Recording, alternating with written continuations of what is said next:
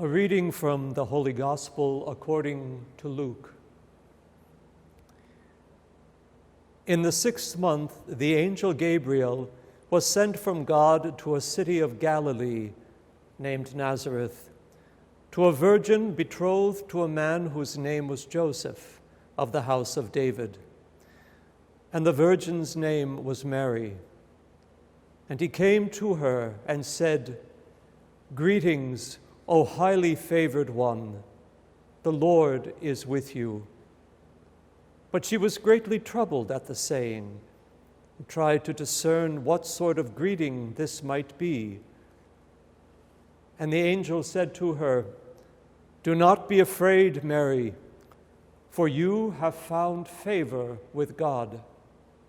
And behold, you will conceive in your womb and bear a son, and you shall call his name Jesus. He will be great and will be called the Son of the Most High. And the Lord God will give to him the throne of his father David, and he will reign over the house of Jacob forever, and of his kingdom there will be no end." The Gospel of the Lord.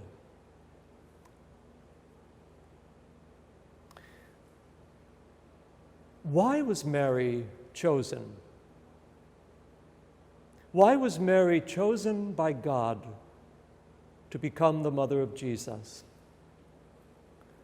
Why was Mary hailed as highly favored one and full of grace at the Annunciation by the angel Gabriel? What do we understand about the mystery of Mary being conceived without the stain of original sin, and so remained free from any stain of sin throughout the entirety of her life? These are all extraordinary gifts of God given to Mary. But why? Why were they given to Mary? There are those who say that Mary was created by God in a most unique way, made perfect and sinless, in order that she herself might be a holy temple for the Son of God. She had to be made sinless in order to be his mother. And so God would make her that way. But how are we to understand this?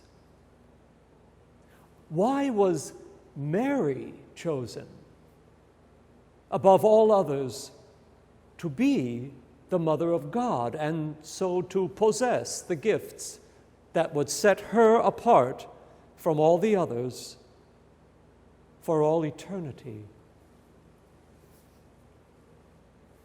If we think that God created Mary in a most unique way because God needed a mother who would be perfect in holiness,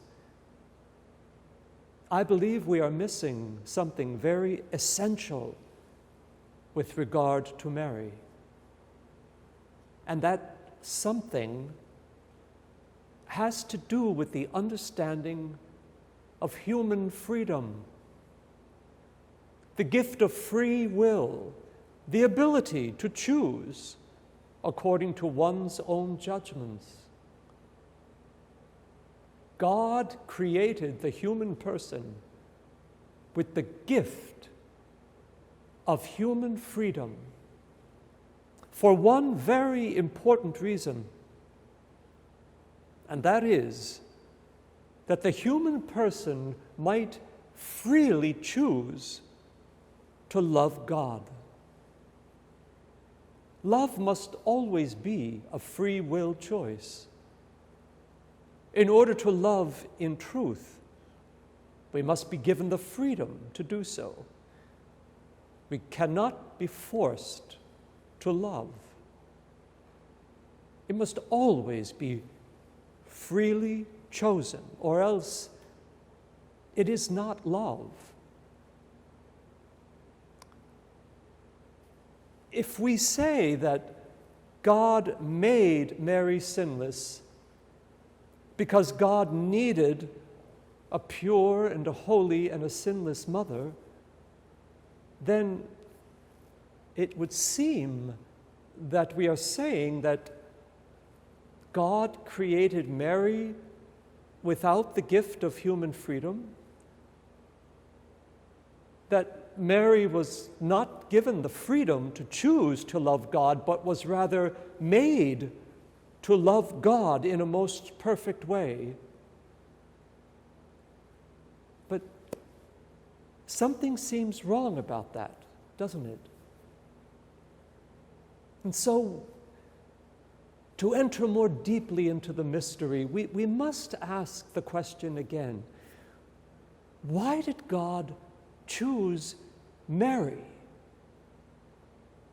Why was she, above all others, conceived immaculately, free from the stain of sin throughout the entirety of her life?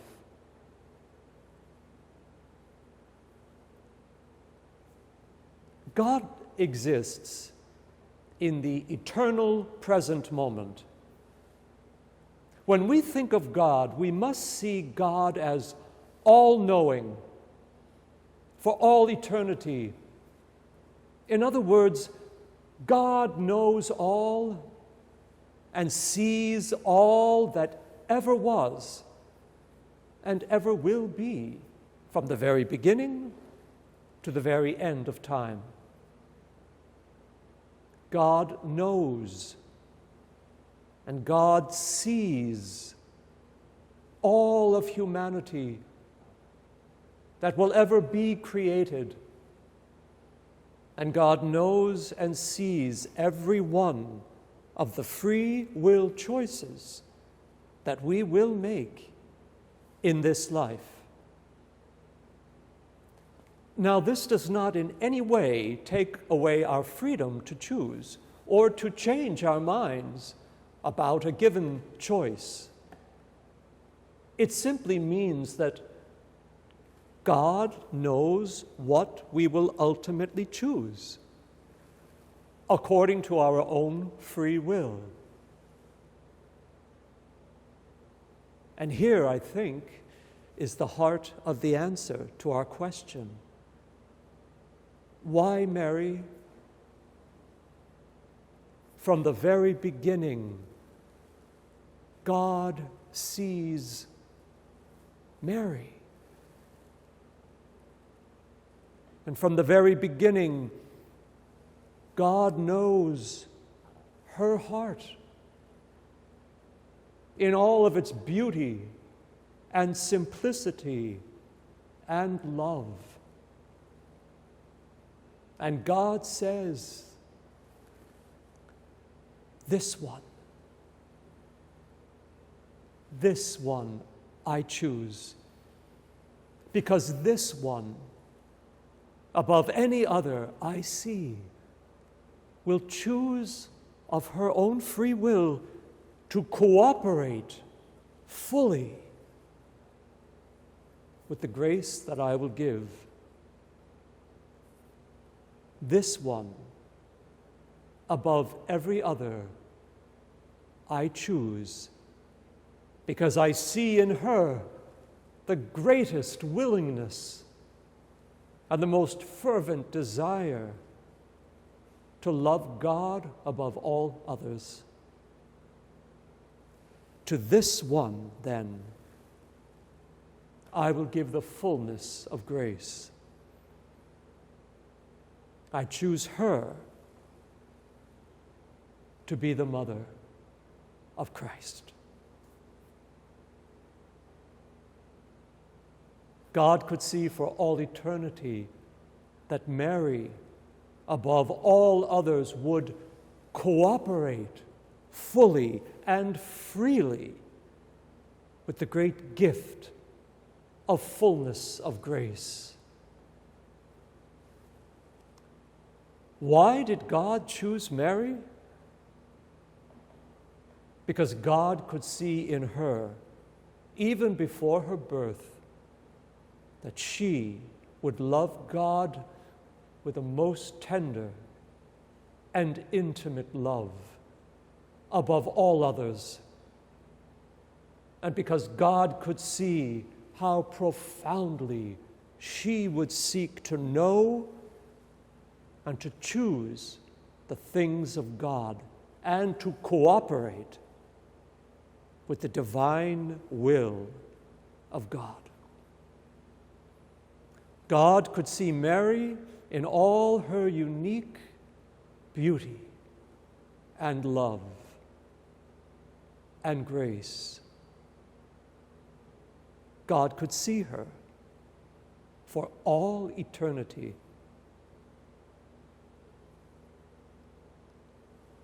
Mary reaches out to her children today, to you, to me. She reaches out to help every one of us to cooperate with the divine plan of God in our lives. Our prayer to our mother might be a prayer that asks for her capacity to love, a prayer that asks for the willingness that she had to seek only the things of God, that God might mold us and transform us into the persons we were always meant to be. God desires to fill each one of us with grace. Are we cooperating with God?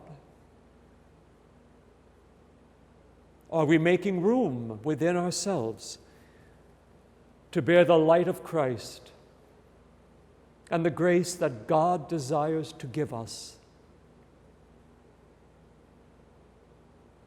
Our mother teaches us and helps us to let go of anything in our lives that is not of God, so that, like her,